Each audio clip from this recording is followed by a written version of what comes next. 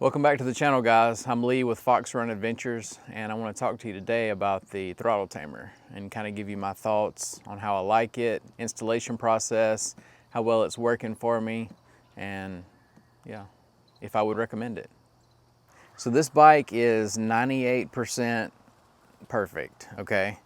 And the 2% problem that I had was with the throttle.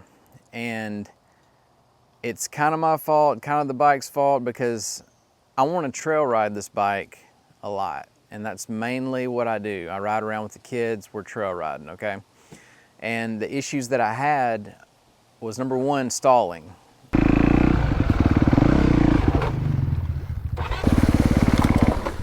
Dang, I did stall it. Damn it. And I know some of that's my fault and getting used to the bike, but a lot of that is the bike's fault, I feel. The second issue was just the light switch delivery that I was getting, like right off of idle.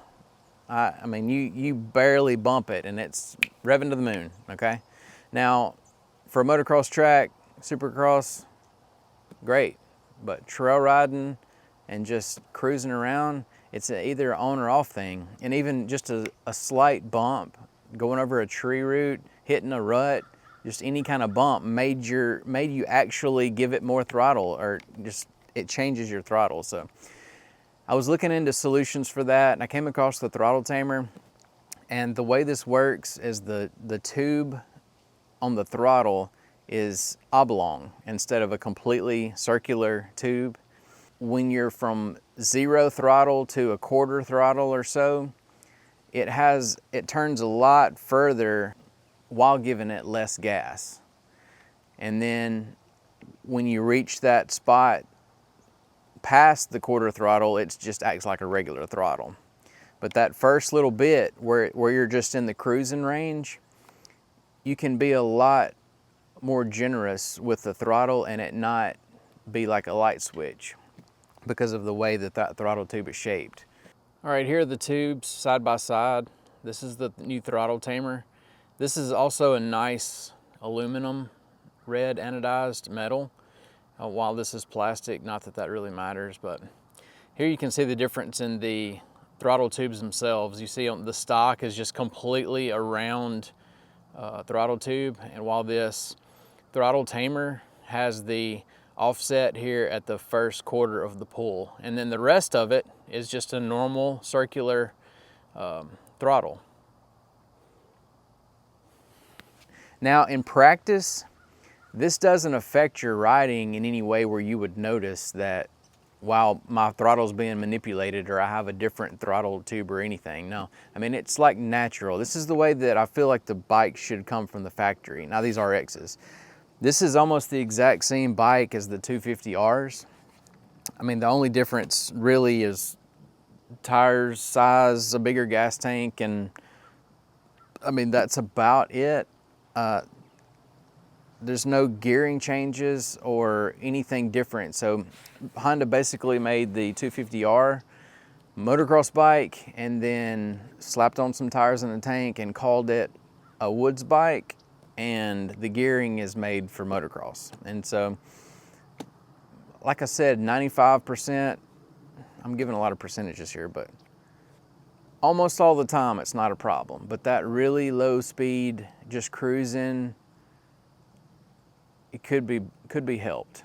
Now, if you just raised the gearing, if you added a sprocket to the front or took away a couple of teeth in the rear, it would change the overall gearing, and it would either be way too boggy on the bottom or it would run out on the top way too fast, and you don't want either one of those.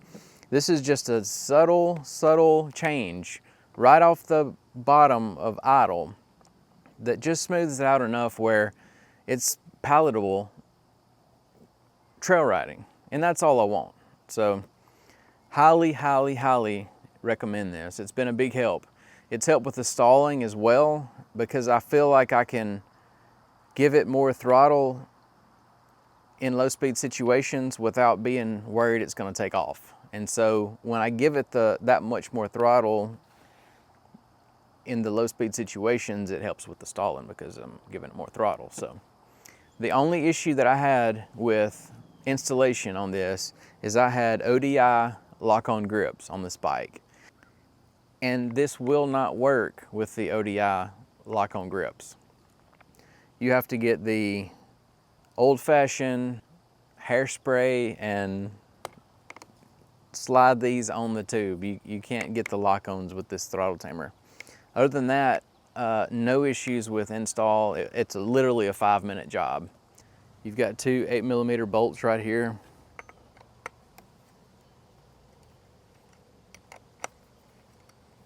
You slide this rubber off of the housing. After that's off, you can pull this apart right here.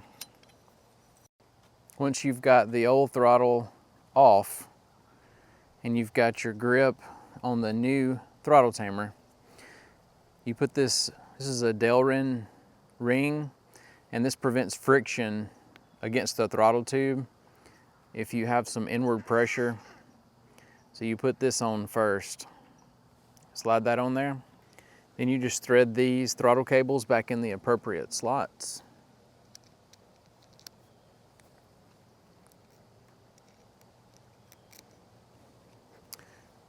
After that is on, kind of got to hold your mouth right here. Then you just put your housing back together.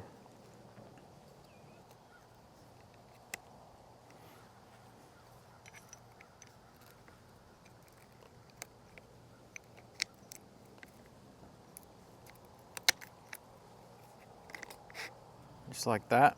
That's on there. Now let's put these 8mm bolts back in.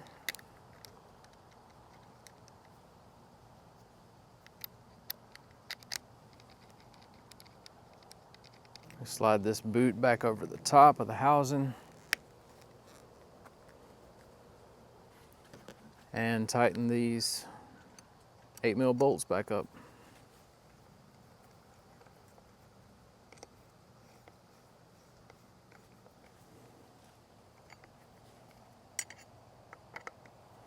Okay, that's perfect. It comes with all these adapters that go on the throttle tamer for different size bikes and throttle tubes.